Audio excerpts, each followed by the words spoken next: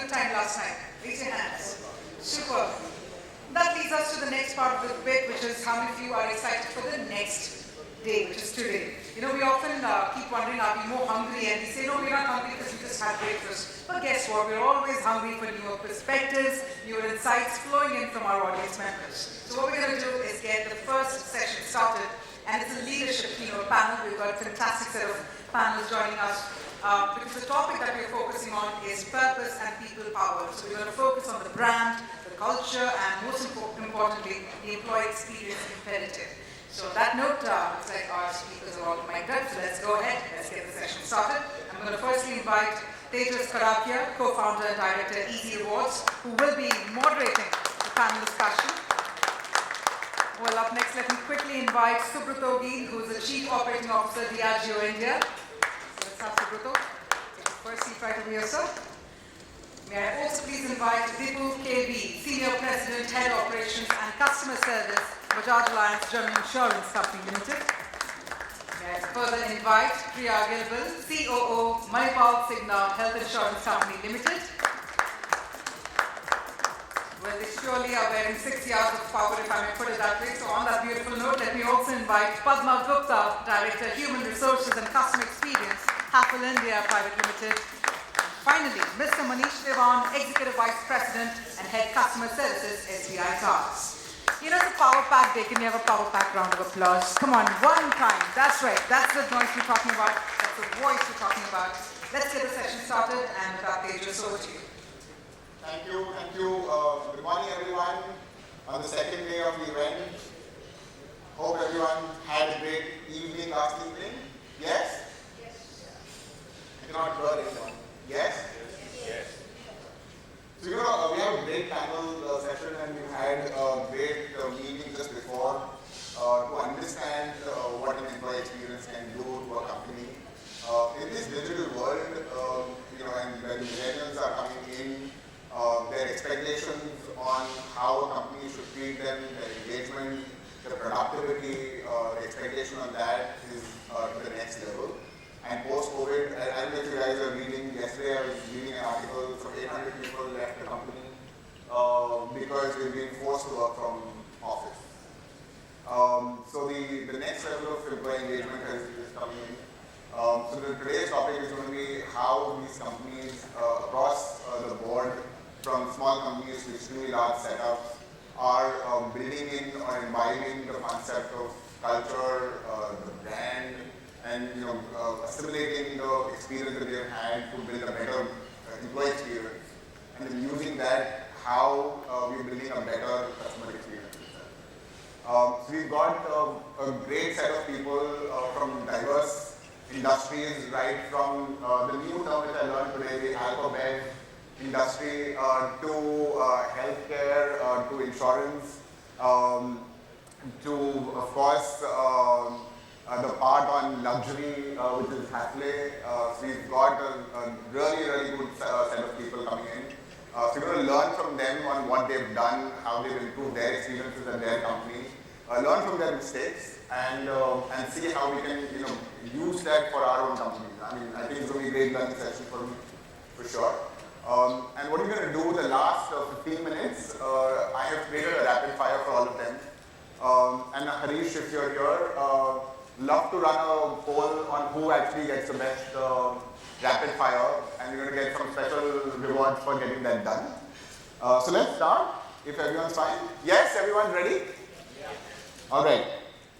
So the first question is about the brand, right? I mean, when we talk about the criticality is that, what does a brand do? And Priya, let's start with you on that. That how do you create, you're from the healthcare space. So actually, sorry, before I even get there, let me just do an introduction where you introduce yourself, and then you get to the question. So Priya, why don't you start, why don't you tell about yourself, who you are, the company, the size, and one more of your life, right? So that will be great for people to understand from where you come from. Sure. So, thank you to Harish and teams and Lex and all the other organizers for this wonderful event. We had a great time yesterday, and thank you, Tejas, for having us. My name is Priya Gilbile. I work as the Chief Operating Officer of ManipalCigna. We are a health insurance company. We've been serving the Indian consumer around health and fitness and wellness for the last 9 years. Personally, I have been associated with this industry for the last 26 years. A big nationalist at heart and always want to make a difference to the people and the lives of people. And what could be a better industry than healthcare and health insurance? And that's what has made me remain grounded in this industry and work with companies like Cognizant, United Health Group, Aetna, multiple other brands, and being closer to my purpose. Talking about brand, as you mentioned, what does brand mean to us and how does it make a difference for our consumers and thereby our employees, so to say? For us as a health insurance company, the brand means a promise, because as a health insurer, the product that we sell, if you go and buy a television, you go and buy a Mercedes-Benz, you buy any other tangible asset, you would get an asset that you would enjoy, kind of using.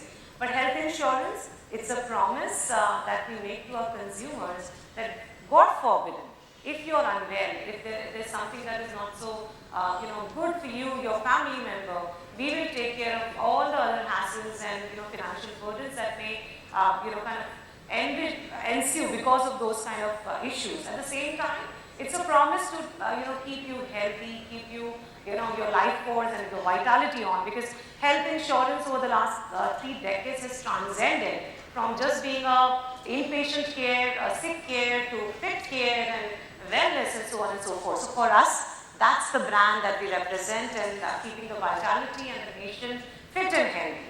How does it connect to the employees and thereby to the consumers? Ultimately speaking, all of us in some format or the other are consumers of so many products, and at the same time employees in a corporate world. If in case a company works only for profits and there is no value generated, an employee wouldn't really be able to connect his or her own purpose of life towards a larger goal and vision of the company. And that's where, as ManipalCigna, we make the difference, because we're not here only to generate revenue at the top line, but make difference towards the consumers and the citizens of India and help them live healthier, more happier lives. With that, people, the employees connect, and with the purpose coming alive blazingly, you really see people transcending and trying and, helping the consumers. With that, happy, employees and such large purpose, such a larger than life purpose, customers are bound to really get the kind of service that you expect. That's what I would say. So Priya, I think from you we go to Dipu. Again, you're from the insurance part of it, so let's do it the way that you introduce yourself. Give us the size of the company that you work with, and then what is brand to you? How do you manage that internally and externally, right? For her, obviously, it's a health as a product which is evolving, and we were just talking outside just before you came in that the health insurance is increasing, and the premium itself is increasing, right? But the penetration itself is also increasing to that level, and that's where the brand becomes very critical, right? In your case, what is the brand to you? How do you manage it to keep it internally and externally safe? And how does it work for you? Thank you, Tejas. Am I audible? Yes. Yeah. Good morning, everyone. My name is Dipu, and I work with Bajaj Allianz General Insurance. So we are a full-service insurance company. As in, except for life, we provide all forms of insurance, including motor, health, property, and various other forms of insurance. I work as the head of operations and customer experience, and I've been in the company for about 6 years. Prior to that, I worked with G Capital for 20 years. So that's quickly my intro. Now coming to brand. Now when you think of any consumer brand, normally you associate with something, right? You basically, when you think of a particular brand, I'll not take any name, you may think of it from the point of view of speed or from the point of view of luxury. So for us, our tagline is caringly yours. For us, our brand stands for care. Now it's one thing to speak about it, but then can you actually walk the talk? And that's what we want to do. How do we ensure that consumers feel this, and how do our employees demonstrate this? So these are two pillars. Employees need to demonstrate care, which means they actually live up to the brand promise, and our consumers need to feel it. So from an employee perspective, we have basically recognized that we need to build this as part of our culture. So it starts with communication. So everybody is made aware of the fact that while we're an insurance company, but our tag is caring yours, so we need to care for our customers. And then it's not about just communication, it just doesn't stop with communication. It also goes into training, it also goes into rewarding the right behavior. So for example, those who demonstrate exceptional care, we reward them. That's how people understand that the company is walking the talk. And now coming to consumers, what we do is, you have to measure it, right? One thing which I learned, in engineering Lean Six Sigma was that you can only manage what you measure. So we consistently keep measuring our brand experience with customers. And happy to let you know that from various validation perspectives, one is if you look at, the grievances which reach the regulator, we consistently figure the list of players whose grievances are the least. So that's, real consumer speak.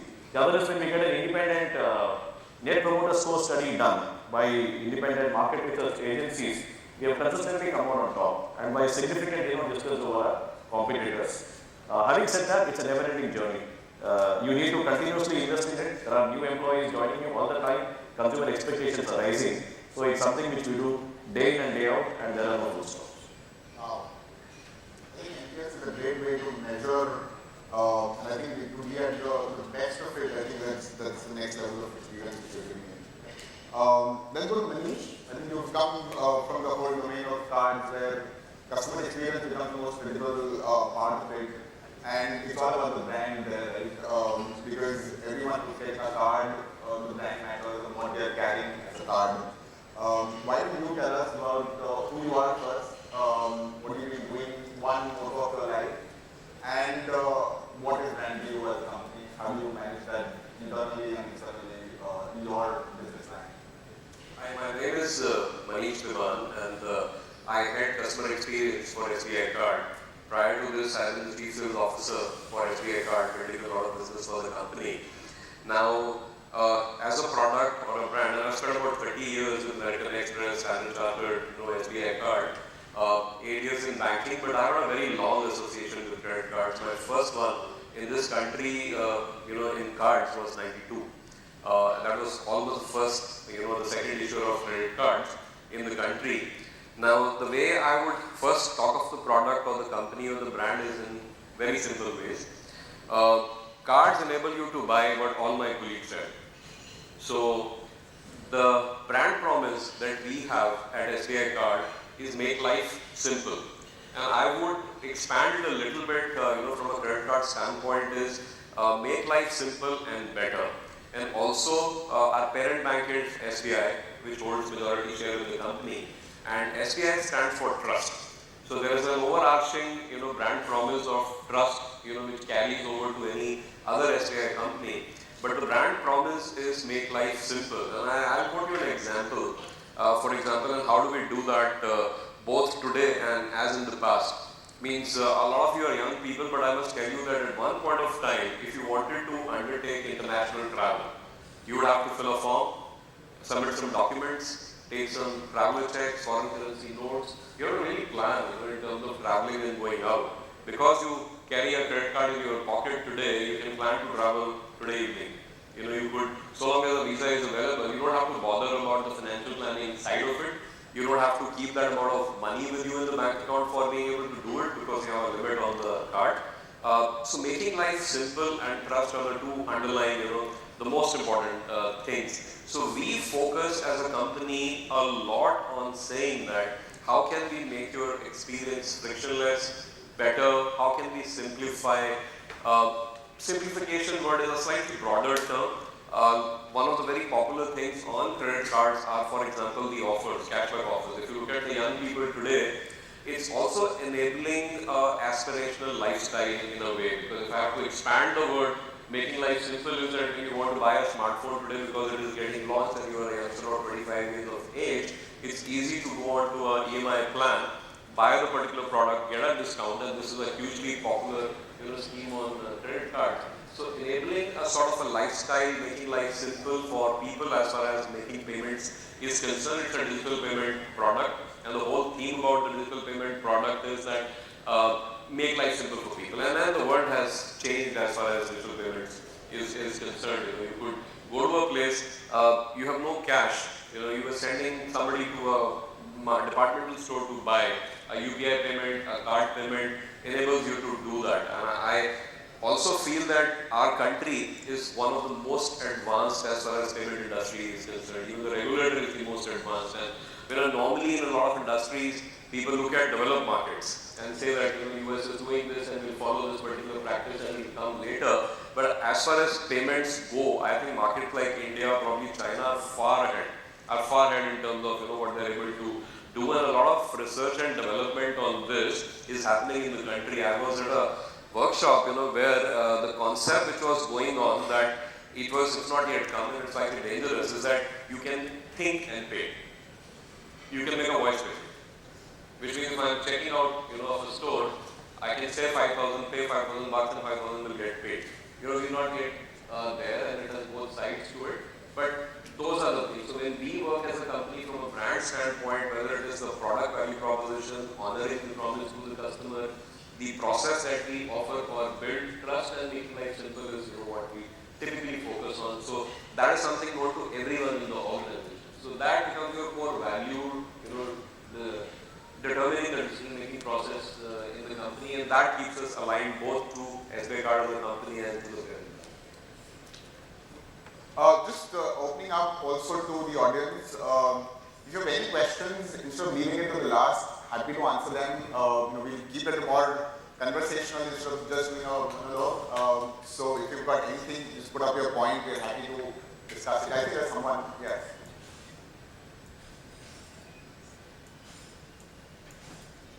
Morning, Tejas. Good morning, fellow panelists. Hi. My question is, If you can introduce yourself and then take it up. I'm Anjum Rastogi. I am Chief Marketing Officer, EasyRewardz. Am I clear to you? Yeah. Okay. So my question is that yesterday also there was a lot of focus on customer experience, and even I come from an organization that works in CRM, and a lot of us focus on customer experience. However, the same ethos or that customer centricity doesn't reflect in the way our employees are treated. At most places, while we say ideal CRM practice is segment size of 1, right? But when it comes to employees, from simple things like even your appraisals go through a bell curve. We do normalization there. We don't look at individuals, and I think there was a point raised even in our panel yesterday that how employees are empowered, to make customers feel better, and how culture within the company with your internal employees, internal customers is more important to drive an exponential CX practice. So my question for the panel is, how we can address that and understand that what we deliver for our customers externally, how some part of it can also be implemented internally.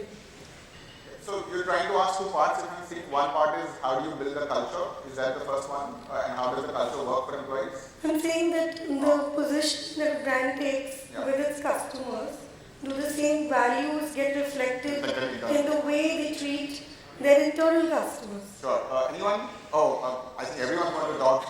So let's start from the left and then we'll come to the right. Okay? So Manish, we can start from there. Yeah, see, your point is very valid, but I would say this, that while you focus on customer experience doesn't mean there isn't a set of rules or guidelines for the customers, right?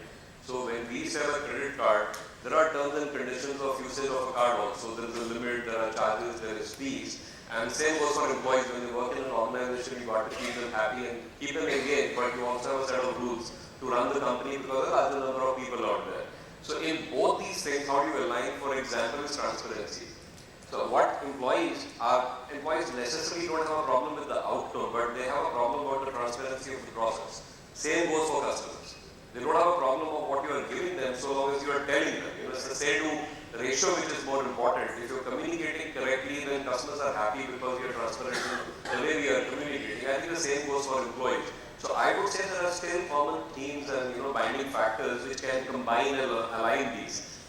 So doesn't mean that it's a free for all for employees to keep them happy and you can do everything that everyone wants. But I think if you do it in a fair manner and you have a transparent process and communication with the customers and employees is equally important. If you take care of a few things, I don't see that as diverting goals and objectives. Padma, you come from a different set of luxury, right, from Dharavi to luxury, right? And your set of employees are completely different from corporate culture. So how do you answer that question to Anju here? Interestingly, I feel, can you hear me?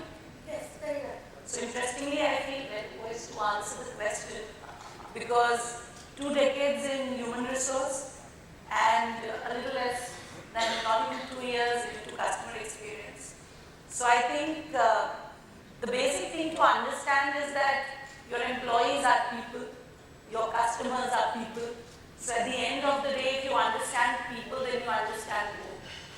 One of the things which we as an organization, when I decided to move into customer experience and digital transformation and strategy, the strongest foothold was that if I know my people and I know what drives them, I can also drive a superior customer experience because it is my people who are creating the experience. Just to give I forgot to introduce myself. I thought you would finish it. Now come to your question and then you can introduce it. So that will be great.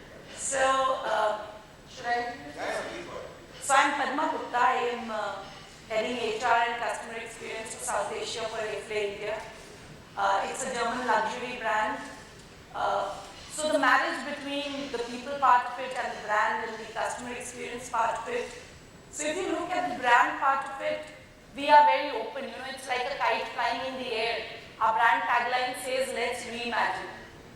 With the developing country that India is and all of us sitting in the room, one of the youngest population in the world with the incomes going up, a lot of disposable income, a lot of awareness of what is possible. And I would like to have, especially after post-COVID, what would I like to have inside my home? How would I like to make things better for me? When it gets married with an employee vision, which says that I want to be the preferred partner to the customer by superior service, I think the marriage works well. Because you don't have a kite flying in the wind without the strings. So all our employees understand that to help the customer reimagine their life, one of the most distinguishing factors is the service. Everybody can have a product, but we as employees make a difference because we provide the service. How we live that, if the luxury part is not just for, improving your life is not just for the customers. With the customer, our pitch is that it is value for money. It is not expensive. Similarly, when we are evaluating employees, whether it is performance appraisal like you mentioned, it is not just value for time spent. It is a value that you created as a person. It's the value that you created by an experience. So I think once you have that focus right, the experiences talk to each other. Yeah? Thank you. You want to take that and go to the next question? But you have 30 seconds. Exactly. I'll just explain with just one very simple example because I think Manish and Padma covered it conceptually. So during the pandemic, everybody was working from home, right? And like you said, maybe the focus was how do you keep your customers active. We did something for our employees which was exceptional. When people are working from home, they are socially and physically distanced. But we needed to get them digitally and emotionally connected. Now normally in the office you have employee engagement office, events, right? Now that they were at home, we converted adversity into opportunity. We moved from employee engagement to family engagement. We got families involved and that became a differentiating factor. They felt very involved. We had Mother's Day digitally, we had digital birthday parties, we had, a master chef, for the entire family. So, somebody's mother, somebody's girlfriend, somebody's, wife, all posting recipes. Our employee engagement scores during the pandemic, because of this, were higher than the scores pre-pandemic. So also we took care of our employees. It also reflected in our customer experience. Our grievance ratio fell by not 10%, 90%. That's nice. Yes. So I just want to add, people may forget, as a customer and employees may forget what you did, what you said, but they will never forget what you made them feel, right? And coming back to your question, very pertinent in today's time and age, the what and how. So the what part of it is what Manish spoke, there are rules for the consumers, for employees. The how part of it is where the heart lies. That's where a lot of innovation in the way companies are engaging with their employees has also changed in the last decade or so. Dipu spoke about engagement activities, physically distant but remotely connected very well to each other. That's what we've seen in all the companies, including ours. A lot of activities such as taking care of your vaccination, taking care of your family members, reaching out to them in these trying times, as well as all the other engagement activities which are given is something that we've seen across the industries, how things are changing from an employee engagement standpoint. So now it is not only about CX but also employee engagement and satisfaction, and the happiness quotient is a new measure of success, so to say, from an employee standpoint. That's what I want to add. Well, that's a great point on happiness quotient, right? And I think that's the thing that a lot of companies have started doing it. So that brings to the point on culture, right? And I think Padma, to you, we've spoken about brand, and I think Nanjum has brought a great point about how employees are measured. But a lot of the measure also happens from a culture which is developed to build a brand, right? And when we started EasyRewardz, we realized that one of the core functions to grow a company at scale is to make sure that the culture of the company is maintained. And as you grow up the chain from 0 to 100, 100 to 1,000, 1,000 to 5,000 employees, the culture keeps on developing. So how do you maintain that internally?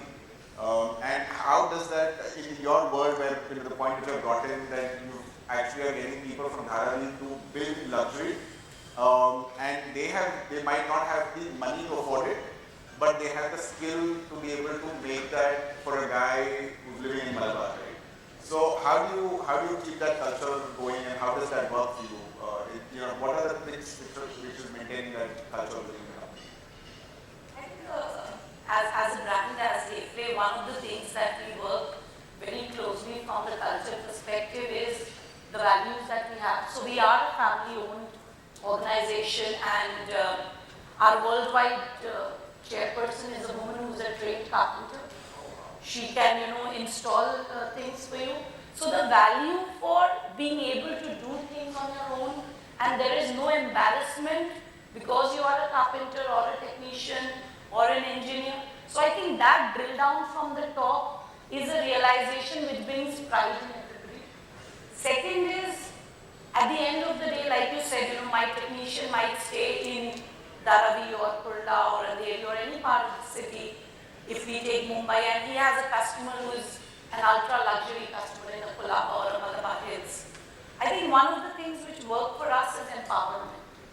So one of the things that we assure our technicians or the service guys or the sales guys is that the customer can afford it, the customer can buy it, but only you know how to sell it.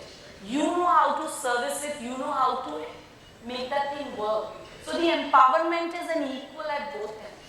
So you bring the skill set, the other person brings the money, and both work for each other.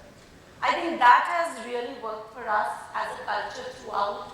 So even if we have, our DOA, the delegation of authority matrix, and if my technician comes to your place and says that, this thing is not working, it is not working. There will not be a debate that, do you even know how much that costs? His skill set is honored and he takes a call at that moment. So I think that has helped us in the customer experience part. And the second is empathy. So it is very difficult for a guy, who travels by a local train, to walk into a room and behave in the same manner, because as customers, when we buy a luxury product, we would want to be serviced by a guy who behaves that. So a lot of effort on training, a lot of effort on grooming them to understand that, that is also a world that is possible. A lot of support to our employees to move up the ladder themselves by supporting them for education, supporting their families, making our products really affordable at the cost of margins for our own team members, so that even if they can't experience a full-fledged luxury, they can experience bits of it and aspire for it. So I think that has kept the culture of balance pretty much in place. As long as you're empathetic and people understand that well, it can really hold the brand together internally and externally. I'll put that to you. because you have a scale of employees, right, as compared to what we've seen. So at 10,000 employees, we are at about 250 employees, right? And we find it difficult to manage culture, looking at pandemic, etc. How have you been able to manage culture at the scale of 10,000 employees itself? So would love to understand that for my own personal gain. How do you do that? Thanks, Tejas. I think it's a great question because culture is what really makes the organization. So I'll give you 4 specific dimensions as to how we've been able to do that. I think the first is the point that even Padma spoke about, which is empowerment, and what I spoke earlier, that communication, rewarding the right behavior, all that organizations do to make sure that you walk the talk. The second dimension, which is very important, is when a customer complains, a lot of firms end up being defensive. We've told our customer service team, you stand up for the customer. You are the bridge between the customer and the rest of your organization, even if it means you pick fights with internal departments. And only when you get convinced that you've done the right thing, that you go back to the customer. So the customer service department is a part of the company, but stand for the customer. That's helped us build centricity at scale. The third aspect is, you see, there's a lot of talk always on scale, standardization, processes and systems.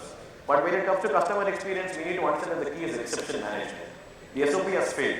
That's why the customer has come to you. Let me give you one example from, when I was in the cards business earlier. Right? There's a standard SOP. Deliver the card to the customer's residence, then office, and then residence. You try. We found a card was not getting delivered. Went to Facebook, found the customer was in Goa. We contacted him. So then back after a week, then we delivered it to him. So that's how we need to get into exception management at scale for the customers who come to you. The fourth, the last point that we discussed on empathy. What has happened in the pandemic is there was a huge focus on digitizing the physical. Everybody wanted to go digital. But I think now that we are back into the new normal, there is now the accent has shifted to humanness in the digital. How do you get the efficiency of bots and digital assets, yet give the empathy and the healing that only human beings can provide?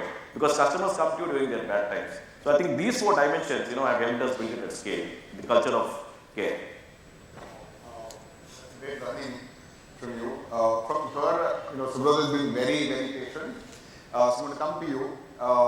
Why don't you tell us about what are the tips and tricks and techniques which you've done to leverage employees to engage with the customer, right?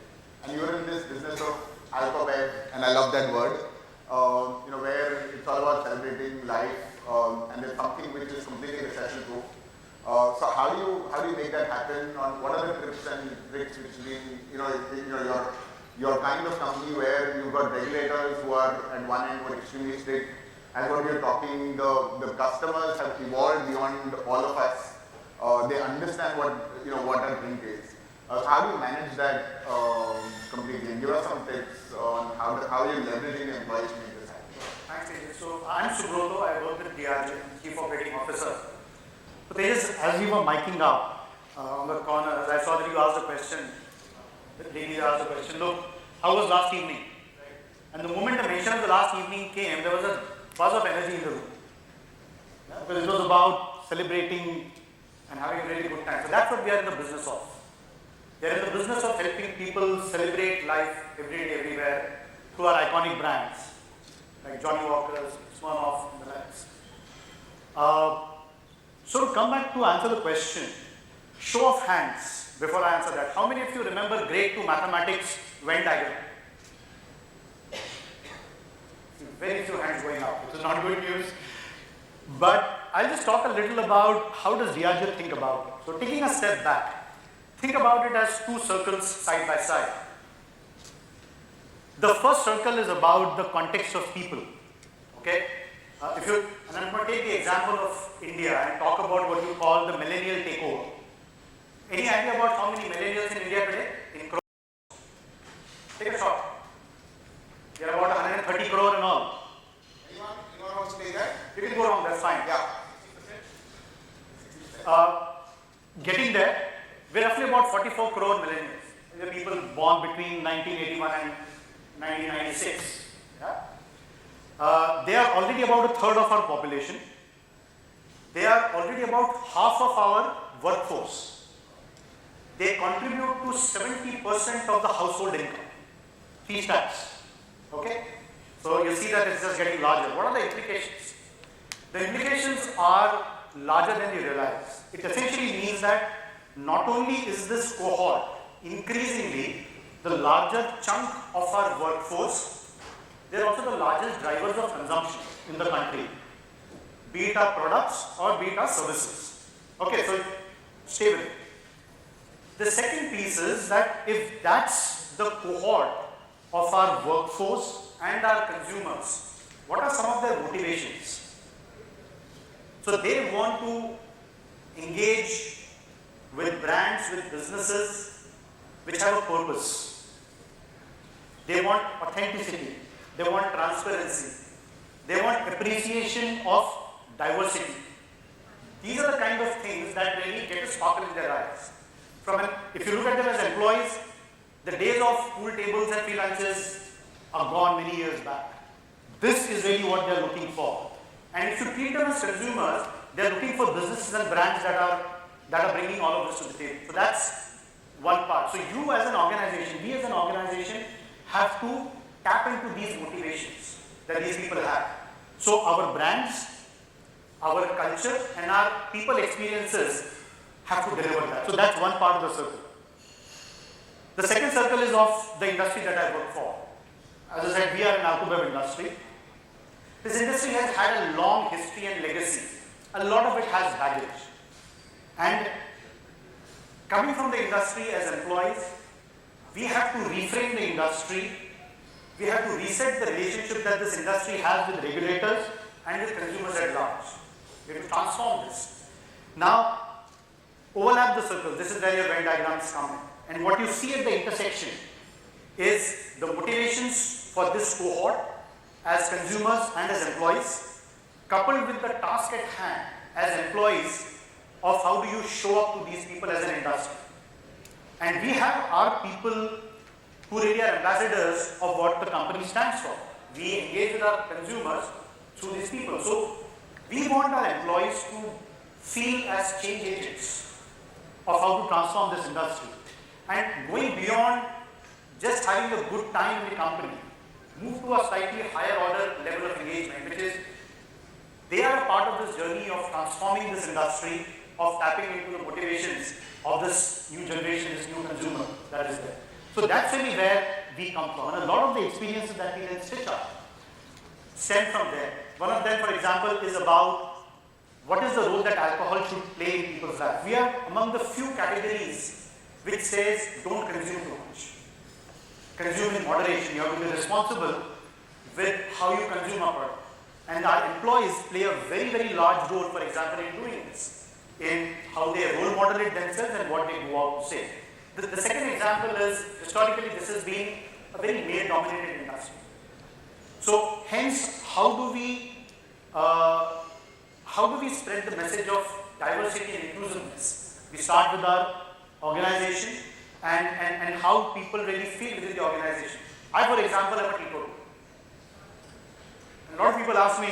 So, what you asked in the interview that you drink? Yeah, so very interesting story. As I was being interviewed, I had about 6 different rounds of interaction, and not once was I asked the question, do you drink or not? So I said, there is a problem. Either they have assumed that I drink, or they think that I will stop. And I said, that's not who I am. So in my final round of interview with my CEO, I said, look, I have a disclosure to make. I don't drink. Because that was my perception from the outside. If you're going to be in part of this industry, that's an automatic assumption. You have to drink. I thought I would not be going here to just make sure I was drinking while you work, right? I mean, that's the only thing you cannot do while you're working. At the moment I said that, look, I don't drink, he burst out laughing, saying that, look, we are hiring you not for your drinking prowess, but for what you bring to the table as a marketer and as a P&L leader. So, really living up to that promise of being an inclusive organization, because that's the message we want to give out to our consumers.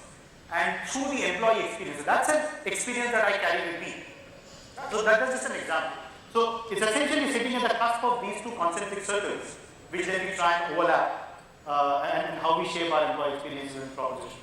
I think you were talking that you guys have created this concept of drink IQ and yes. Would love to, I think you should share it. I think it's a great concept which you guys are doing. Yeah. So as I said, we are among the few industries or categories which says don't consume too much. Otherwise, everywhere, I've worked across many categories earlier, it's about driving penetration, get more people to start using it. We say, don't consume too much.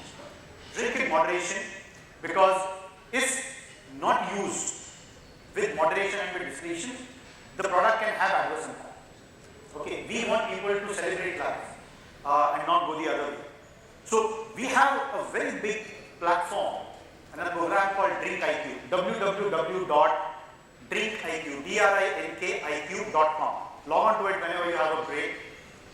This is a program or a platform in 16 languages across 35 countries, which aims to reshape the relationship that consumers have with alcohol. How do we get to understand alcohol better? We want to educate people about it, the do's and the don'ts, so that we really have a great experience.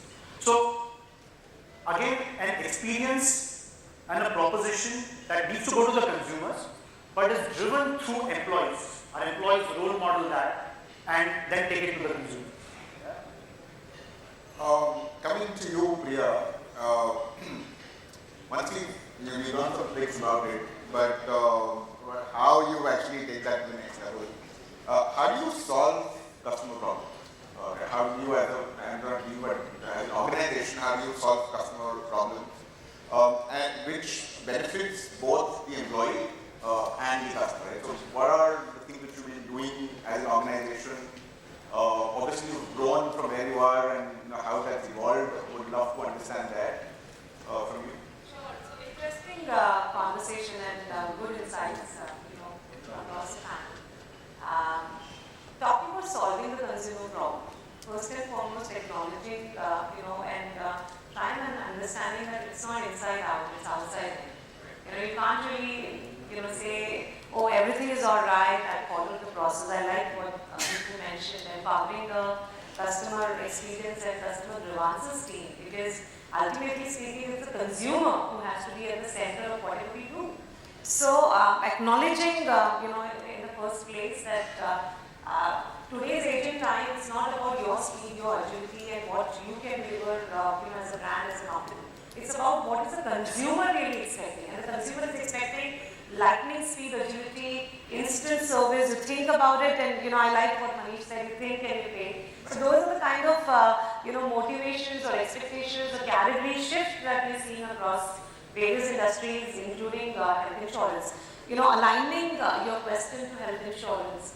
Health insurance as a category, there's a lot of trust deficit, there's a lot of challenge, and acknowledging that fact. If you look at these two parallel industries, it's like, one is financing it, and second side you have healthcare, where the actual expense and actual consumption is happening.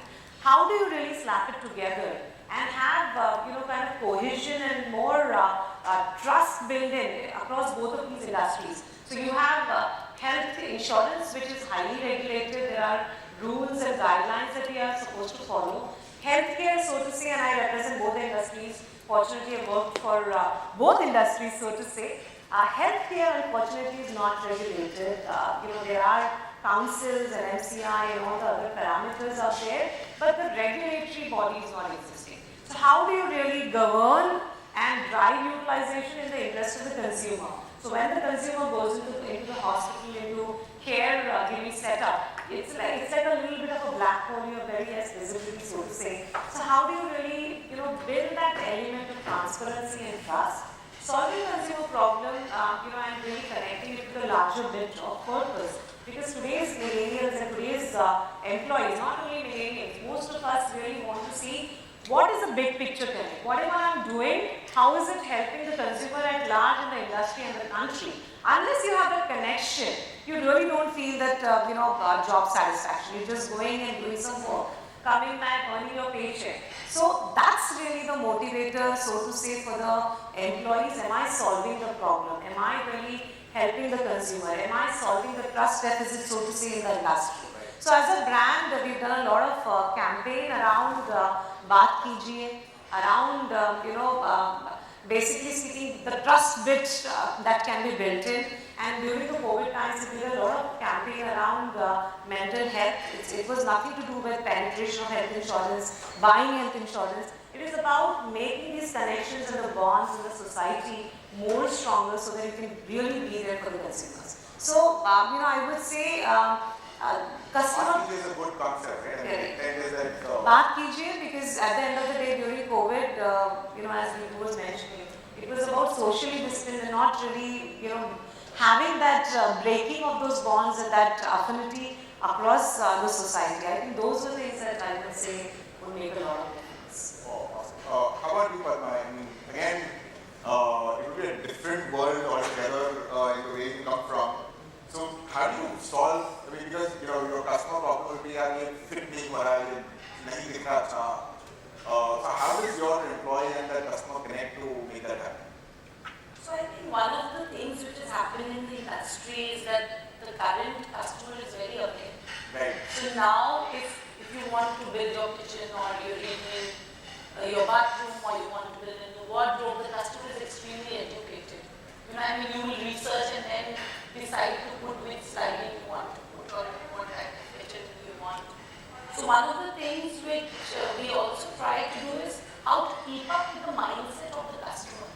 So if the customer is looking at a digital intervention, if the customer is looking at being updated every half an hour because he's used to using an Amazon which sends him an SMS every now and then that your product has reached my delivery center, now it is out for delivery. So how do you match that? We are a traditional old hardware industry to start with, and then we branched out into products and consumer products like appliances.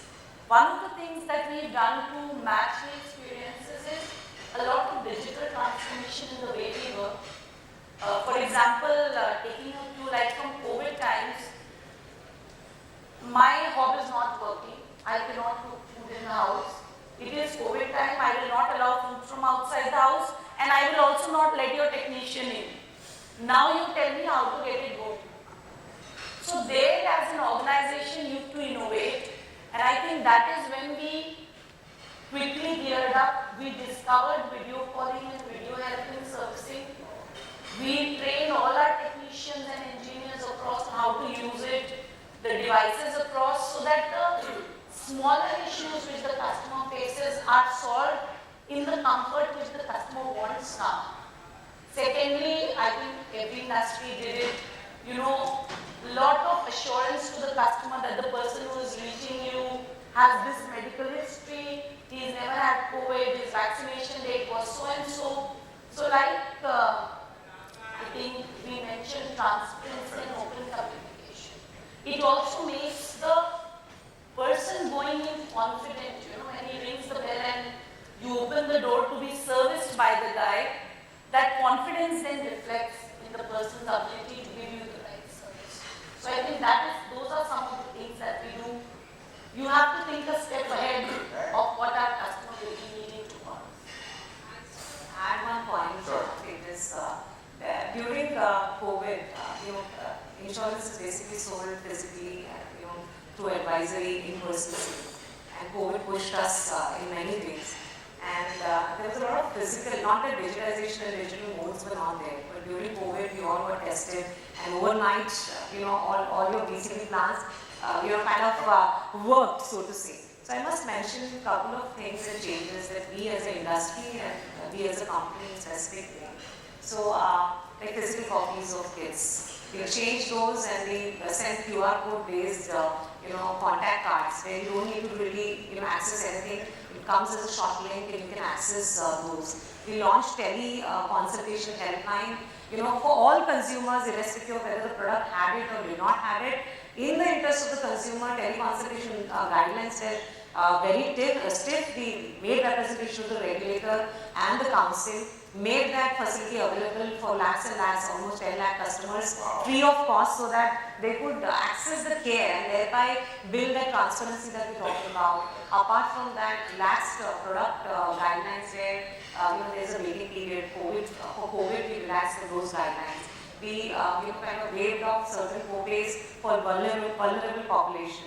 We reached out to the vulnerable population having hypertension, diabetes and other conditions where they were prone for COVID, reached out to them proactively, gave them nutrition plan, access of care contacts. So these are ways you can proactively think about the problems that the consumer may face and be kind of proactive in solving them rather than the consumer reaching out. Because our call center was buzzing with calls, is COVID covered? Because COVID was a never before kind of an event. We had maximum of those calls. So those are a couple of things that you really... I think the key word that's come out, one is transparency, the other proactiveness. Right? And I think even in our industry, we figured out that if you're proactive with the solution before the customer comes with the problem, it solves 80% of the So issue.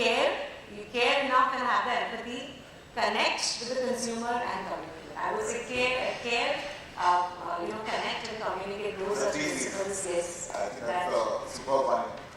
Second, give an example from the bank where you talk of solving customer problems. Just 5 seconds. Yeah, no, I'm just trying to tell Manish, if you're okay, we can extend it by 15 minutes. No? Oh, okay. Just one example is that there is a particular place in the country, this is from the bank. Now there are people who live there and there is a need for money and cash, but there are no roads there. That place still has an ATM and it is filled to a chopper. So there is a chopper that goes to load the cash into the ATM on a periodic basis, twice a week or something like that.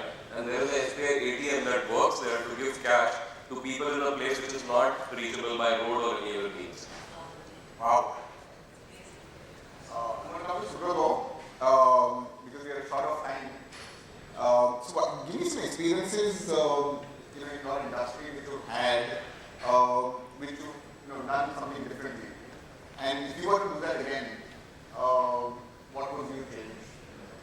So, again, COVID was a very testing time. You never had a BCP for something like COVID. I think it just came out of the blue. At a time like this, when most organizations, obviously, rightfully so, were worried about cash and wanted to collect cash and get cash back in from their customers, what DIAGEO did was something that was quite incredible. As a category, we sell a lot through the hospitality industry, which is your bars and restaurants and pubs, etc. And during the COVID, this was one of the most badly hit channels, just about recovering now. So DIAGEO had a program called Raise the Bar.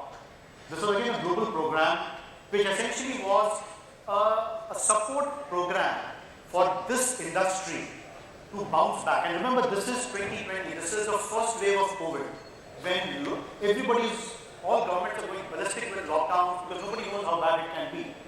So everything is shut down. So this was a program which enabled our customers, our partners, to welcome consumers and customers back into their hotels and restaurants and pubs, because people were scared about going into a restaurant or a pub. So how can they create a safe environment and assure their patrons to come back into the restaurants and bars and have a really good time? Links back to the purpose of helping people celebrate life every day, everywhere. So close to about a commitment of $100 million globally, within India about 75 crores. 2-year program, still going well, and really happy to say that it did help those channel partners to bounce back. It helped support employment. A lot of staff, that would otherwise have been laid off, they were able to bring them back. So really proud of that. What could we have done differently? Had we known, if you could do it again, had we known it's going to work like this, we would probably scale it up at least 5 times. That's always the case. Once that's done, you want to do it again. Priya, to you, I think you're getting short of time, so we'll do one question to each before we get to the rapid fire. Tell me some things in your industry where you're making a difference in the world, and how you've been able to do that. Your industry is all about working together. It's as you were saying, it's a regulated industry. So people don't have a complete understanding of healthcare. From an insurance perspective, everyone knows that insurance is high, but till it actually hits them, they don't realize the value of it. I'm going to, in the interest of time, we'll keep it very brief. Having been associated with a similar same industry for almost 2.5 decades, I remember one of the conferences I met, and the person said that actually this industry is scavenging on the field, right? I mean, when I heard that, I was like, what's that? So basically, health insurance, basically is connected to your life and giving you financial security. See, we have so many examples where people are well-to-do, and just because of a healthcare and a health event, accident, you just fall, below that line of, being at a particular economic status. So health insurance is basically helping you combat those fears, combat those insecurities, and of late, the newer products that are coming in, we launched a new product called as Pro Health Prime. It also takes care of your OPD services, your pharmacy bills, your any kind of diagnostic tests, annual checkup, all the other elements, keeping you fit through step counter. So how we are not only giving the financial security if in case there is an event like this, but also helping you live a healthier, more fitter life so that you can live longer. The longevity of your life, the quality of life is also taken care of. And we not only offer insurance here in India, but offer center of excellences across the globe, 150 countries. You take care across the best of the best. Cancer hits, meet the best of the best oncologists. You have any kind of a cardiac event, any kind of a special condition, go and meet the best of the best, expert. So that's the kind of assurance. So as an industry, we are making a difference from value adding towards the mental peace and the health and fitness and vitality of the consumers, giving them assurance. And what else can be a better purpose than really adding value to the life and the quality of life? That's what I would say. Superb. We're going to go to Manish and then Padma on what the biggest challenge in building a brand. Right? I mean, in your case, it's all about the brand. If you have to really go cards from becoming the second largest to the first largest. Right? So, what's in it in terms of biggest challenge? I'll stay brief. I've been fortunate enough that the two last companies that I worked with, SBI Card and American Express, are actually very established, very, very strong brands. They already exist. But if I generally speak of, I was thinking, when you think of brands, you think of so many names. When I was a kid or a teenager, all the televisions were JK, Onida, Crown, Western, Diagora. None is there. Right? So brands do perish. Brand is a perishable product, right? We can't take it for granted that it's going to stay forever. So what's the challenge in building a brand and what do you need to look at? I think brand relevance, changing needs of the customers, changing environment, and the present context, changing technology. So when you say cards, for example, there's a lot of digital technology which is now coming. Cards and UPIs are coming, digital payments are coming. It's not just a digital payment. The profile, like you said, 44 crore millennials. I learned from an example at my home. A couple of years back, I went into the room 3 times and my son had an exam and he was on the mobile, right, constantly. And I admonished him. I said, you have an exam, you're not studying. He looked at me, means which world my father is living in. He said, I've been studying. He was studying using his mobile phone because the text, the messages, the scans of images and documents are all getting exchanged over there. So that's what I learned at a personal level, but that is the relevance from an organizational level also. So when you look at SBI, when you look at SBI Card, SBI has a very, very strong, the best banking apps, for example. Euro app has been launched.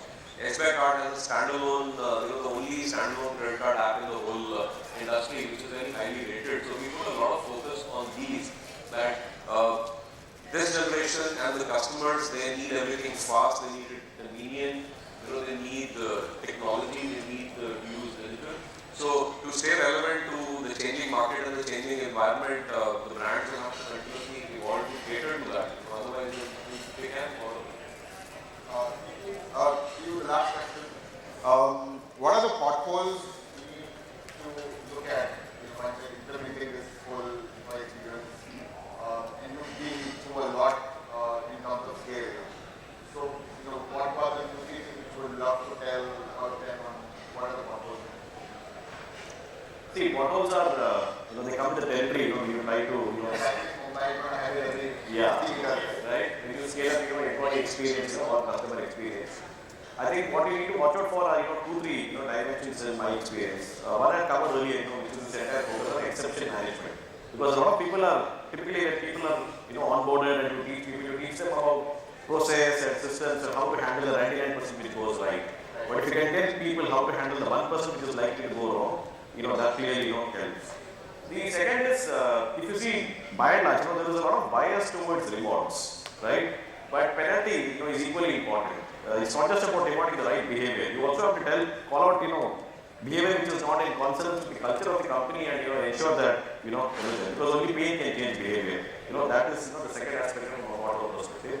The third is, and this is a very good line from the Dalai Lama, when you lose, don't lose the lesson. From every single experience, if you can learn and make it a part of your experience, then you can ensure that those mistakes won't get repeated. So these three dimensions in my experience have helped us avoid potholes. The last one, it's always said that make mistakes, it's always great to make mistakes, but learn from it, right? And if you don't learn from it, yeah, make new mistakes is the perfect thing to do. Padma, to you the last question, and I think that was a great point which we were talking, is that employee experience is very critical in this world. There's the social media, there's this Glassdoor, right? And if their experience is messed up, how are these brands vulnerable to it, right? And I've always realized that the brands are very fragile in this mechanics. So would love to hear your thoughts on how do you manage both, and what employee experience mess up can actually ruin the whole brand completely. So you've got about 1 minute before we get into the rapid fire. I think, like you rightly said, a brand as strong as it might be is very vulnerable and fragile because it passes the hands of so many stakeholders before the customer actually experiences it. Especially in our case, where it doesn't directly hit the consumer. It's what an experience is all about. So, like they say, the strength of the chain is in how strong is your weakest link in the chain. So, I'll just give an example of how meticulousness and paying attention to those weak links is important. So, let me give an example, and I think you'll be able to visualize. So, we are sitting here in DIAGEO, one of the known brands, one of the brands we work with incidentally. A nice, fully AC, carpeted all, lot of good lights, mics, everything. Just imagine for a minute that, the lights honk off. At the end of the day, the brand's vulnerability depends on the ability of that one technician who will be able to get the lights up and going. If that one technician messes it up and the lights don't go on for the next 3 hours, trust me, next time we want to plan an event in DIAGEO, we'll think twice. That is how vulnerable the brand is, and that is how strong the dependence on your partners. So as long as you treat them as partners, take care of them, and make them understand the importance of their role in the value chain, I think there the strength of the brand lies in that very vulnerability. I think that's a super point. I think I was talking to Harish about it, and he was saying there was an issue yesterday, and if they solved it instantly, it I think helped the whole event the next level, right? Else you'll always have that question in mind that do I need to do this again, right? Do I take that brand experience again? Okay, so going to the last section on the rapid fire. I think I've been trying to do this for some time, and I think I've got this right opportunity, so we'll do this. So I'm going to ask 5 questions to each of you. You've got 1 minute to answer them, and you're going to take a poll of hands, and you're going to see whose answers the best. Okay. So we'll start from Priya. Okay. Sorry, you ready? Awesome. Books you're reading right now. Braving the Wilderness by Dewan. Okay. What did you watch? Netflix. And series? Series, multiple. Okay. Favorite toy as a kid? Teddy bear.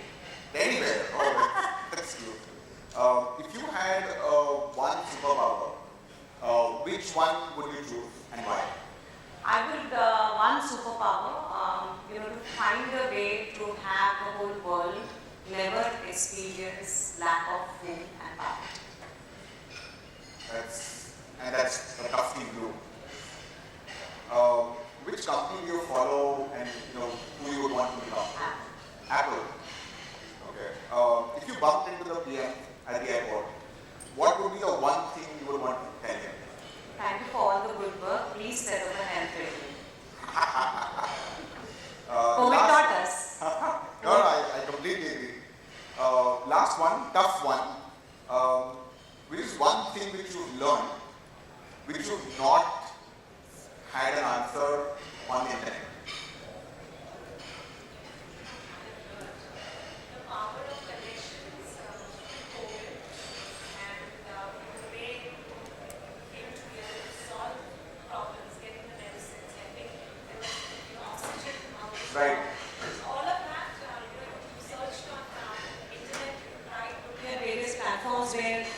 supplies to be given and everything was running out, but power of human connections and empathy and trying to help each other in the most difficult times. Oh, that's what, I think COVID has taught that, humans still exist, that empathy still we have people across nations and continents helping each other through various means. Easy. Oh, wow. Manish, will go here and then come to Padma. Am I You ready? Yeah, I'm ready. Okay. Mic working? Yeah, it's working. Okay. Books you're reading? See, given the time that we live in, it's Facebook. OTT you're watching? Blacklist. Blacklist. On Netflix. Favorite toy as a kid? Plane. Plane. Oh, you will love to fly, right? Yeah, I love to travel. Always used to fascinate me. So one superpower which you would choose and why? That's an important one. It's to make people happy, especially somebody who's not. Which company do you follow and aspire to become? Answer is same for good company. I like to follow good company and be good company to others. Name. Okay, if Google. Okay. If you were to meet the PM at the airport, what's the one thing you would want to tell him? That's a very clear one. Income tax rate. I actually had the same thing. I'd answer the same thing when I was there. One thing which you've not learned from the internet at all, and something which you learned without the internet. Yeah, I tried it. If I go to the internet and I say what makes Tejas Kadakia happy, it has no answer. It gives you a LinkedIn profile. So what makes your customer happy and what makes you happy is not there on the internet. Don't try and find it there. Superb. Padma, do you ready? Books you're reading? Currently, OTT you're watching? Inventing and That's a good one. yeah. Favorite toy as a kid? I used to have this calculator doll where you put it up and it opened its eyes. I used to love that concept that you get up and you are ready. That's I have a thing on it. So during COVID, we had got a doll for my son. It was actually a dog, a cute one. But its eyes open in the night, and suddenly at 2 in the morning, sound came in, and I walked in, and there was this one screeching sound of that dog in the middle of the night, and I was super scared. Which company do you follow? Google. Okay. If you bumped at the PM, what is one thing you would want to tell him? Can we please take the Swachhta Abhiyan more seriously? What's one thing you should learn without the internet? How to understand my teenage years? I can't find it on the internet. Okay. Subroto. What's for the gift hamper? We'll wait for it. It's a surprise. Books you're reading? I'm reading Range by David Epstein. It's a contrarian view to Malcolm Gladwell's the 10,000 hour rule. So it's a Oh, wow. What did you watch? personally, don't watch too much. Just take too much time commitment. But I love watching with my kids. We just binge watched How to Train Your Dragon 3 parts. Oh, that's a great one. I loved it. Favorite toy as a kid? Lego. It was not Lego, then it was a very localized rip-off version of Lego. In those days, Lego was expensive. If you have one superpower, which would you want and why? So, I'm a parent to two 8-year-old boys. I would really want to find a way to establish a neural link between their ears and their mind. They just don't seem to listen, understand what you're trying to tell them. Which company do you follow? I quite like Netflix, just for the sheer audacity and the courage they have of doing what they're doing with their network.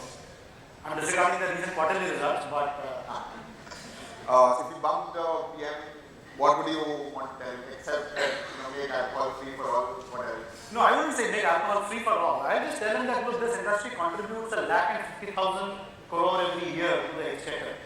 So please make it easier for this industry to do business. Okay. What's one thing that you've learned which is not available on the net? One thing that I've learned, I think through the COVID, I've just experienced the power of human resilience. I think there aren't as many examples of human resilience as you've seen here. So I think just the sheer ability to bounce back and weather any storm is incredible. We are perhaps the first generation that has lived through it, right? We weren't there in the world wars, we weren't there in the Spanish flu and all of that. So for us, our generation is the first experience, and it's amazing to see the resilience. No, I think it's been it's almost coming, right? It's on the corner. Dipu, to you, book journey. How to handle your wife while working at home?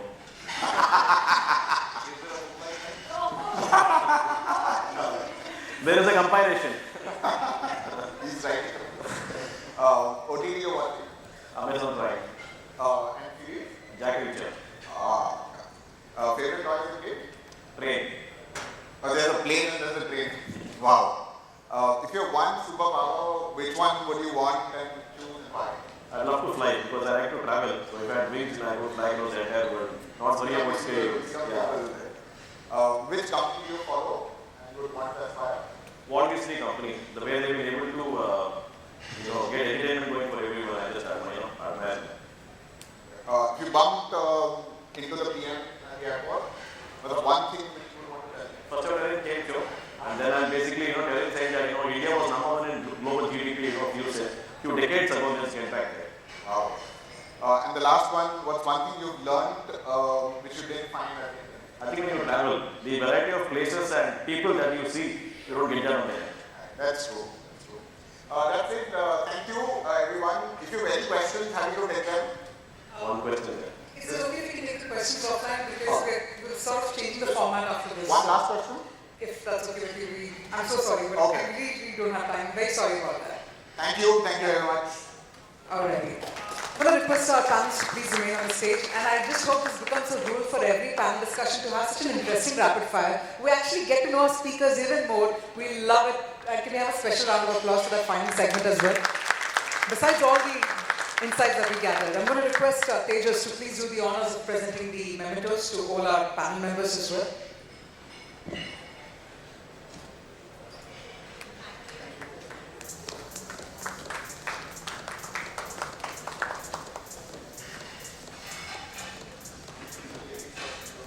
Done deal.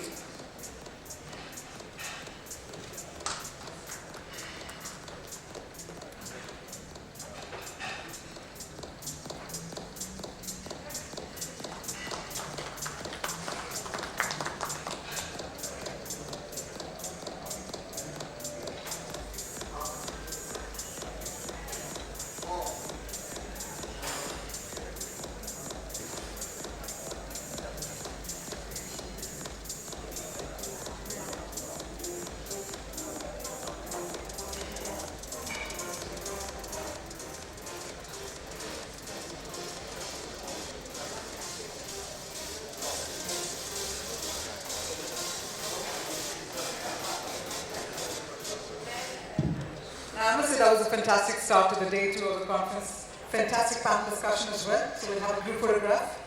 And I'm also going to urge our members to please connect, our members of the audience, to please connect with our speakers offline for any further questions.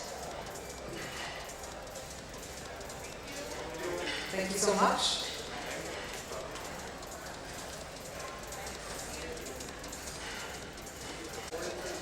Alright, I know I must have sounded like a big villain, not allowing you to ask your questions, sir, but the reason is we're changing the format of the conference today. So this is where time has to be our aid, and I'm going to share the details about it, which is why I'm going to urge you all to please connect with all of our speakers offline in case of any further questions. So now we're going to take a quick break. Okay, we are going ahead with the original plan. Alright, so what was happening is there was a lot of action happening over here with regard to our planning for today's conference, but I think we'll go back to basics, we'll go back to the roots. So what we're going to do is take a quick break for about good 15 minutes.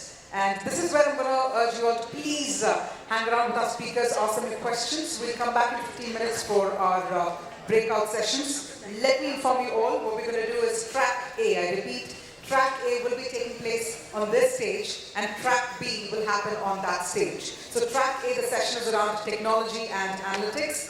Track B, that is taking place on that stage, will be around revamping and transforming your CX marketing strategies. Please choose your relevant tracks so that you can be at the right track at the right time at the right place. Enjoy your tea, coffee. See you all in 15 minutes.